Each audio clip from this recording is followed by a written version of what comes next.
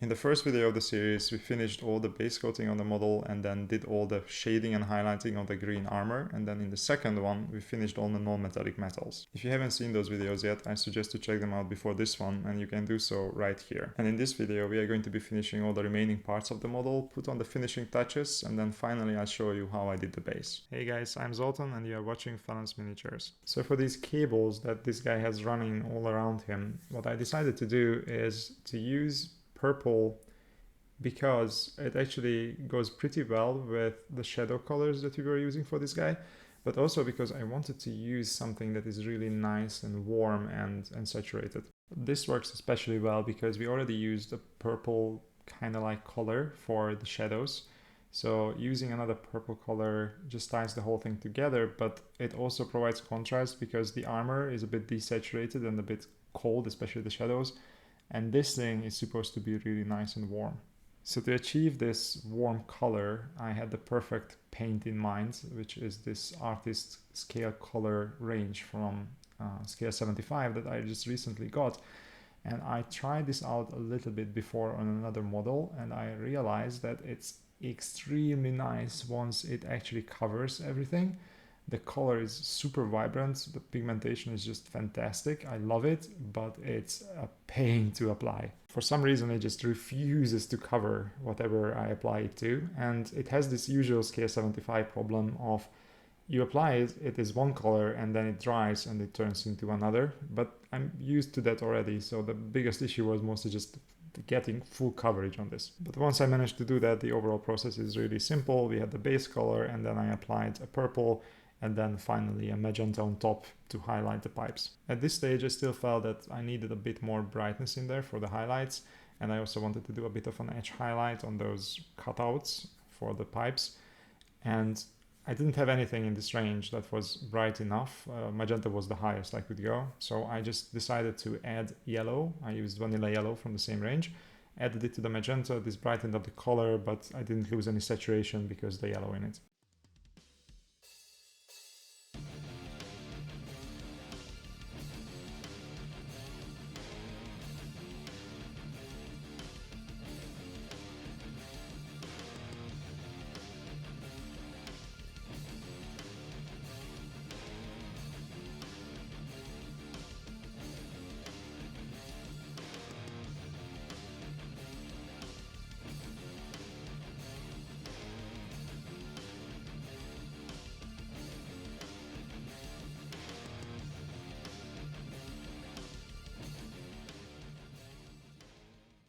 Once I was done with the pipes, it was time to tackle all the disgusting, slimy, toxic things that are dripping out of them and also off of the claws. I wanted these things to be green, but obviously a different green than the armor itself, right? And I wanted to achieve this in different ways. One thing obviously is that I'm using different greens. I use Lupercal green, I think, and then Cabolite green, and finally I used Mood green, which is just a fantastic vibrant green color.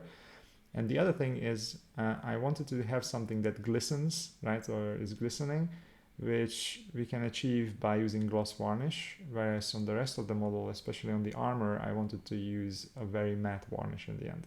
And you probably already know how this is gonna go. We are using the same technique as before, where we start with Lupercal green, we put that on top of the black, make it so that it transitions a little bit from the black, then put Cabolite green on top of it with a smaller surface area being covered.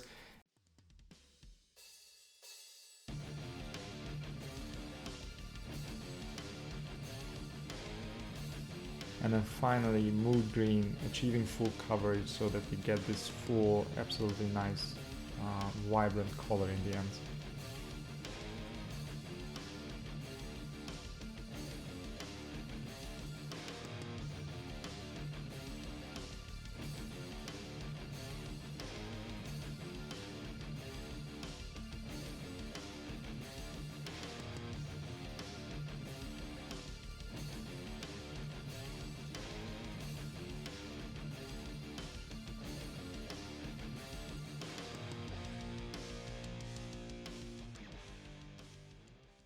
The only significant thing that we have not touched on this model yet is this fleshy part on the back, I guess it's skin between the pipes.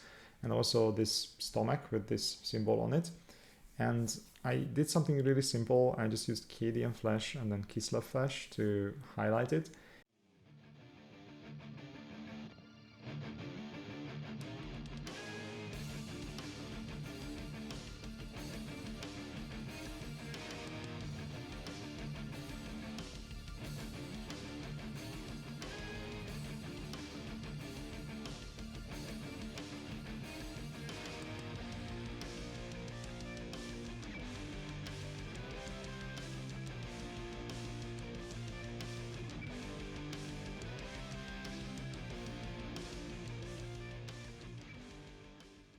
And then I used really watered down Cobra Crimson, which is a shade from Citadel, to then give a little bit of unhealthy red tinge to the whole thing. The main thing here is to be patient and really use watered down shades. So the Cobra Crimson should be really not out of the pot, because if you do that, then you will just make the whole thing red. So be patient, apply multiple layers. If you need to, just water it down quite a bit so that it just flows and sticks to some of the crevices and these folds in the flesh, and that's it. But it doesn't just make the whole flesh turn into this red bruise and nothing else. We are really in the home stretch now, so I was waiting for the wash to dry because it takes a lot of time since we watered it down so much. I thought that I would take the time to add a little bit more variety into the armor, and the obvious way to do this on a model like this is to paint some pimples, because that's just cool, right? And the nice and really easy way to do them and make them really disgusting is to just make them white, because that's a perfect base coat for a contrast paint, and then take Yanden Yellow, which is just the perfect color for this, and then just apply it on top.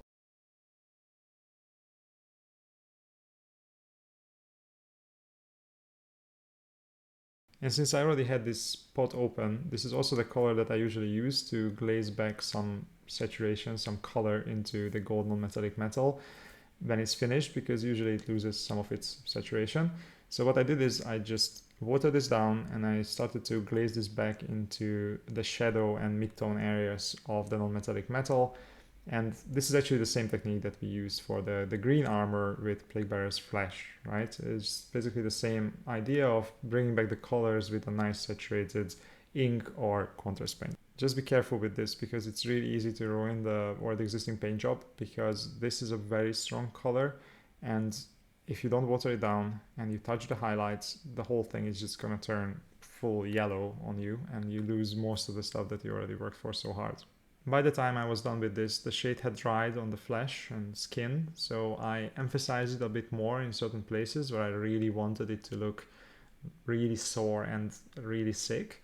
And then I just added back some of the highlights and called it done. With the model done, what was left to do is varnishing, and I am doing varnishing here because I want to achieve a different finish in different areas of the model. I want the armor and the non-metallic bits to be really matte, and I want the disgusting bits, the cables, the dripping, glistening things, to be really glossy. You can achieve this in many different ways, but the way I chose to do it is I applied the matte varnish all over the model with an airbrush. It's just the easiest way for me, but you could brush it on as well, or you can use a rattle can. And then I used the brush to selectively apply the gloss varnish on the bits that I wanted to be glistening and glossy. I was pretty happy with the result. I'm not sure how it shows up on the footage, but in real life it really adds to the difference between the materials on the model, and I think it's really nice. Now it was time to do the base. I found this base lying around. I created it with my resin printer for another project that I never finished. So I just removed the other model from it and decided that this base now belongs to the Lord of Virulence. I super glued it to the original base, and because this one was so much smaller than the original, there was a lot of space around it that I could work with. So I just used some texture paste from Vallejo and covered the rest of the surface.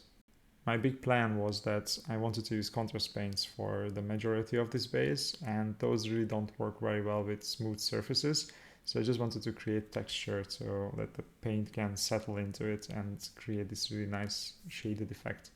I also covered some of the surfaces of the resin base, especially the sides and the rim, because I didn't want it to be so smooth as it was printed originally. Once I was done with the paste, I wanted to add some variety and some vegetation to the base because I want this to look kind of alien, lush and vibrant. So I just started adding normal tufts and also these plastic like vegetation pieces from Citadel. You can buy this in a box and it just works really, really well. And you might be asking yourself, why the hell am I adding tufts right now? Because then they will be obviously painted over. But that's fine, that was actually my plan. I didn't want to have these very basic green tufts, I wanted to paint over them anyway. And that's it really, I was happy with the building parts and now it was time to paint. So I primed the whole thing black with my airbrush and then I applied the zenithal highlight of white. For the earth around the base and on the rim, basically the textured part, I wanted to have this transition from a darker brownish color to a more yellowish color. This is super easy to achieve. I just applied Gorgonter fur on the rim or the edges, and then I used Nazreg yellow on top and I let them actually flow into each other so they just naturally became blended together.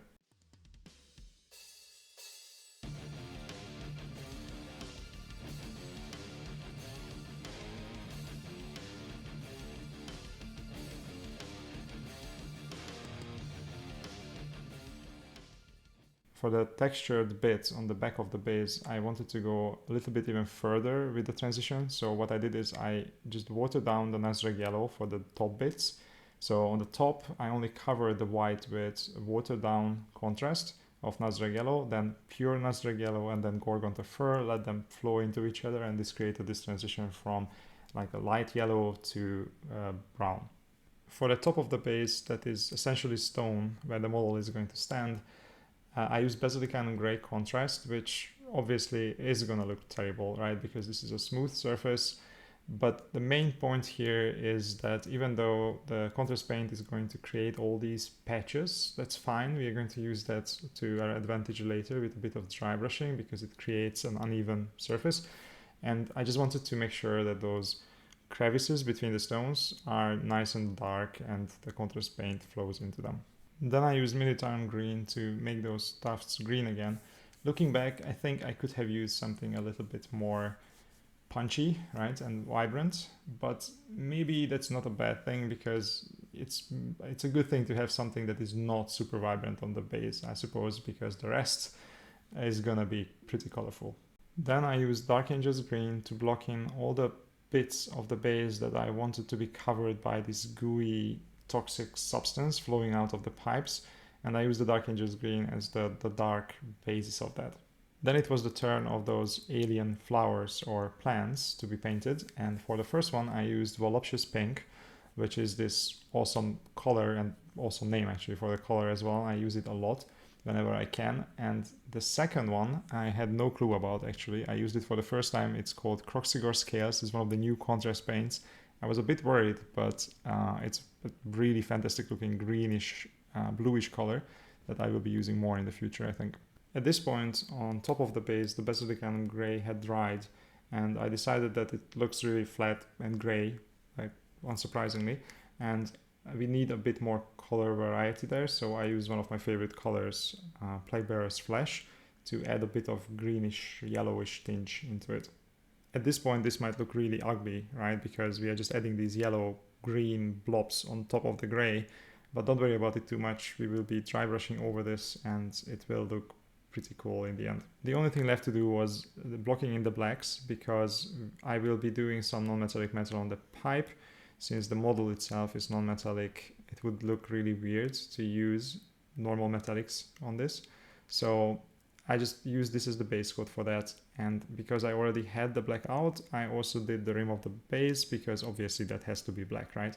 And here comes the fun part. I wanted to add this like toxic slime flowing out of the pipe, and there is this perfect paint for this, which is called Nurgle's Rot, the technical paint from Citadel. I already had the dark basis for this, the Dark Angels green, and initially I tried to highlight this a bit and then apply the rot, but then it turns out that it's completely useless because the rot itself is enough.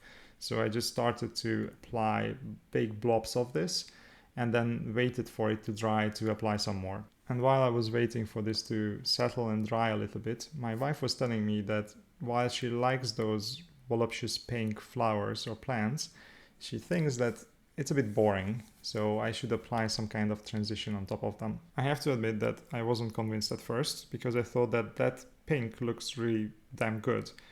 But you should always listen to your wife, so I took out my Iriel yellow, and yellow goes really well with pink in my experience, so why not?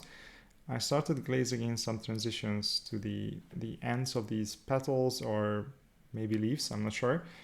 And you judge for yourself, but I honestly think that she was right. And then, encouraged by the success of the first one, I decided to use some of the colors that I already had on my palette. I think these were the scale 75 purple and the magenta colors, and use that to shade a similar transition onto the other one as well. And because that was initially green and blue, the purple and the magenta just complemented that really nicely. At this point, most of the Nurgos rod that I applied before had dried, and I decided to add more, which turned out to be a copious amount that we needed. I managed to not cover everything, which was the aim, but to create this transition from yellow to green, because this stuff, if it builds up, if it's in thick layers, then it remains yellow, a really toxic yellow, but if you spread it around, it turns into this greenish substance. There were two things left to do. The first one was to fix the top of the base, so the stone parts, and then the second one was to create a non-metallic metal on the pipe. For the stone, I wanted to go away from this very basic gray and started to apply different sand colors, first starting with Zendri dust, then Talon sand, and finally Carrick stone. I wanted to achieve this rough surface, but also wanted to keep the colors underneath showing a little bit, especially those cracks in the stone. So I just used dry brushing to apply consecutively lighter and lighter colors and slowly build it up until I was satisfied. And finally, for the pipe, I used a very similar method of non-metallic metal that I also used for the iron or steel parts of the model itself. I'm not going to go over this again, but you can check the previous video where I was painting those parts on the model, and you can see a little bit of a montage here of how I achieved it in the end. I wanted to go for something relatively basic, so nothing fancy here, but it gets the job done. It was time to add the model on top of the base. And here he is mounted on the base in all his toxic glory.